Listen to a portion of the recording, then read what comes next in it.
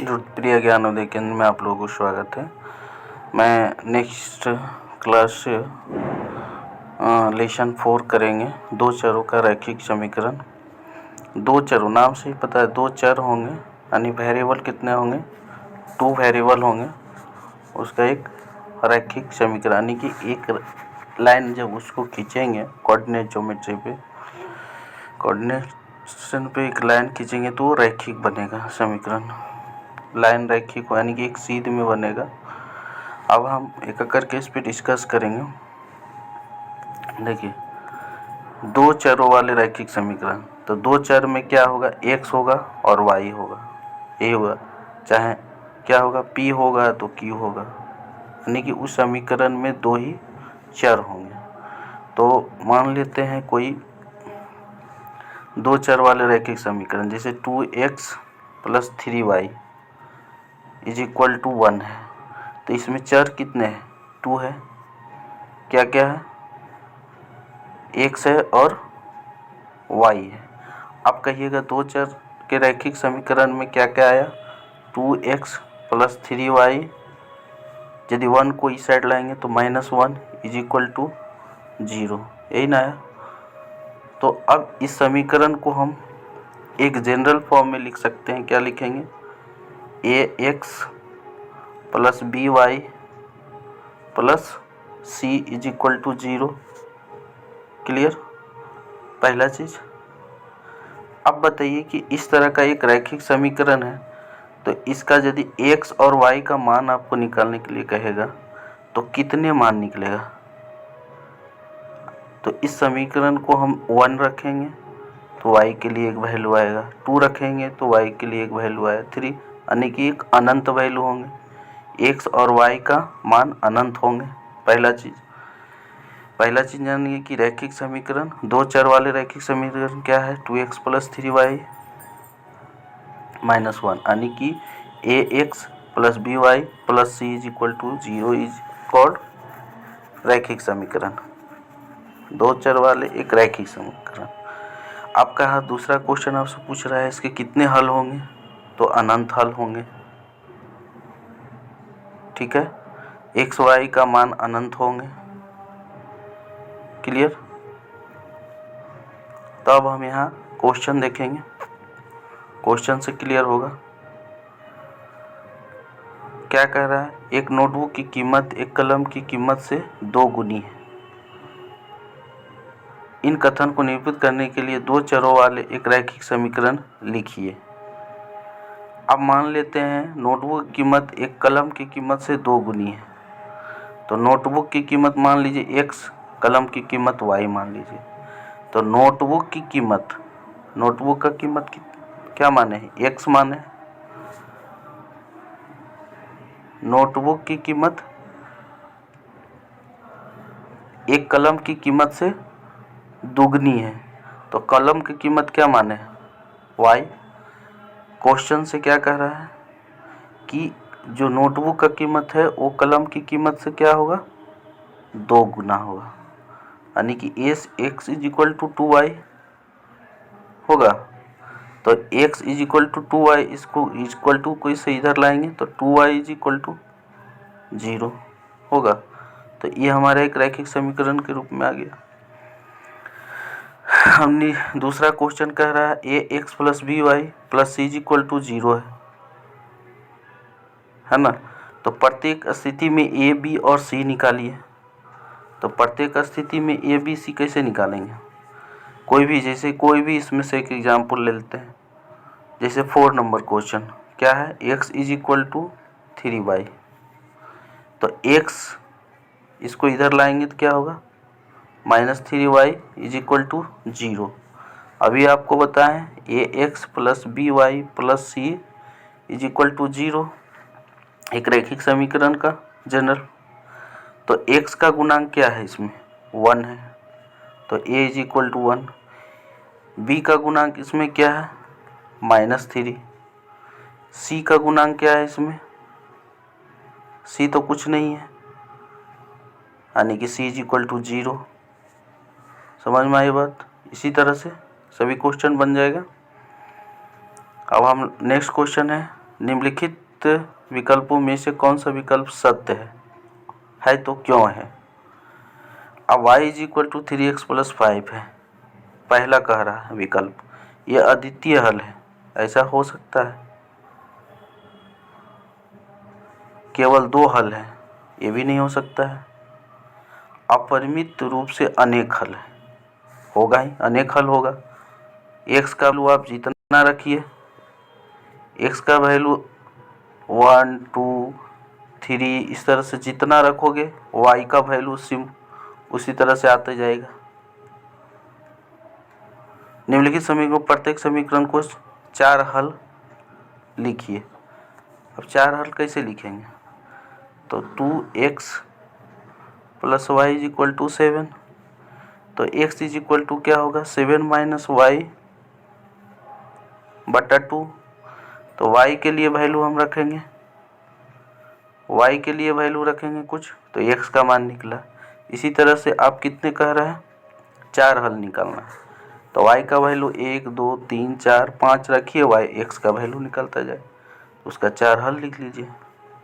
ठीक है, ये बनाया गया है, आप देख लो।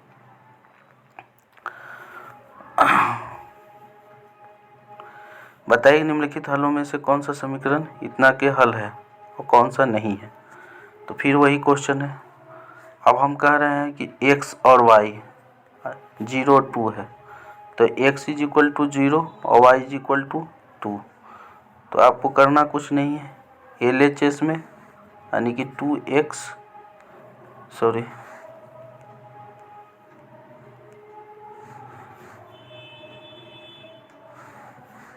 x minus 2y is equal to क्या है 4 है। तो x की जगह पे आप 0 रखो तो क्या आ रहा है, और y की जगह 2 रखोगे तो क्या आएगा, 2 2 2 जा 4, तो -4 हो जाएगा। -4 है और इधर कितना है 4 है, इक्वल टू में कितना है 4 है, तो -4 और इधर आया कितना -4 और उधर क्या है RHS में क्या है 4 है, तो नॉट इक्वल टू हो गया। इसी तरह से आप देखो इसमें से कौन सा हल है, हो जाएगा। समीकरण इतना का हल है या नहीं है, ये भी सेम यही क्वेश्चन है, सेम क्वेश्चन ये है। इतना कौन सा है, ये भी बन जाएगा, सेम यही है, बन जाएगा ये। नेक्स्ट है आप k का मान निकालना है। आप कोई भी समीकरण में 2x plus 3y is equal to k दे दिया है। अब x का मान दे दिया है 2, y का मान दे दिया है 1, तो दोनों आप रखो, k का मान निकल जाएगा।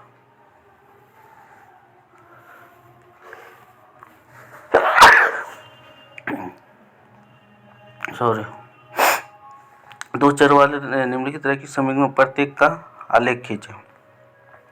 तो आप हल निकाल लो, 4 को हल निकाल लो, कोऑर्डिनेट ज्योमेट्री पे उसका पॉइंट निकाल कर उसको मिला देंगे, ये बन जाएगा।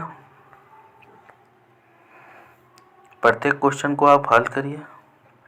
बिंदु 2:14 से होकर जाने वाले दो रेखाओं के समीकरण लिखिए। इस प्रकार की और कितने रेखाएं हो सकती है। देखो x2 पावर क्या करेंगे, x is equal to 2 y is equal to 14 लेंगे। तो पहला समीकरण क्या है, x plus y is equal to 16, यही ना होगा। दूसरा क्या हो सकता है, x minus y is equal to -12।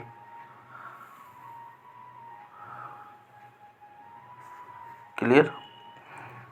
यदि बिंदु 3 4 समीकरण इतना का आलेख परिस्थित है तो a का मान ज्ञात करो। फिर वही काम है, x के जगह पे हम 3 रखेंगे, y के जगह पे 4 रखेंगे, a का मान निकल जाएगा। तीक तय गई दूरी, इसको भी वही बनाना है। क्या कर रहा है, एक नगर की टैक्सी का किराया निम्नलिखित है। पहले किलोमीटर का किराया 8 रुपया है, उसके बाद की दूरी के किलोमीटर के लिए प्रति किलोमीटर की किराया 5 रुपये है। यदि तय की गई दूरी x किलोमीटर हो और कुल किराया y रुपया हो तो इसका एक रैखिक समीकरण लिखिए, उसका आलेख खींचिए। यहाँ तय की गई दूरी कितना है x किलोमीटर, कुल किराया कितना है y किलोमीटर। अब प्रश्न से क्या कह रहा है कि पहले किलोमीटर का किराया फिक्स है कितना 8 रुपया, इसके बाद जितना किलोमीटर ट्रैवलिंग करेगा उसका कितना लगेगा 5 रुपया के हिसाब से। तो पहला किलोमीटर 8 रुपया तो फिक्स कर दिए हो आप, प्लस उसके बाद जितना भी किलोमीटर तय किया, तो जितना नहीं कि तय, तो कुल दूरी कितना तय किया x किलोमीटर। अब कह रहा है 1 किलोमीटर का तो रेट जोड़ दिए हो, तो अब इसमें घटा देंगे, तो यानी कि x - 1 किलोमीटर तय करने के लिए किस रेट से लगेगा 5 रुपये के रेट से। तो टोटल कहेगा कितना है, कुल किराया y दिया है, तो x - 1 × 5 = y। समझ में आ गई बात। इसको एक समीकरण के रूप में लिख दो।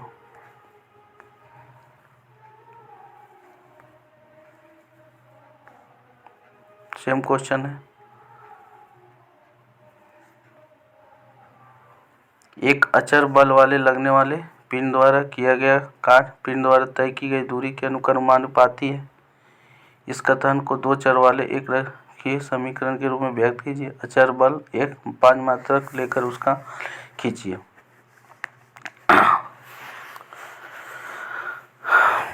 दो मात्रक पहला और दूसरा है 0 मात्रक। कह रहा है मान लिया गया कार्य माना किया गया कार्य = y, पिंड द्वारा स्थापित x मीटर है। अचर बल 5 इकाई है। किया गया कार्य = बल × विस्थापन फार्मूला होता है, तो y = 5x होगा ना जी। x क्या है मात्रक है, अचर बल दे दिया है 5 इकाई। इसी तरह से पहला क्वेश्चन 2 मात्रक लेना है, यानी कि y अचर बल कितना हो जाएगा 2 ले लेना है, ठीक है, बन जाएगा। सेम 7 नंबर क्वेश्चन बनाओ।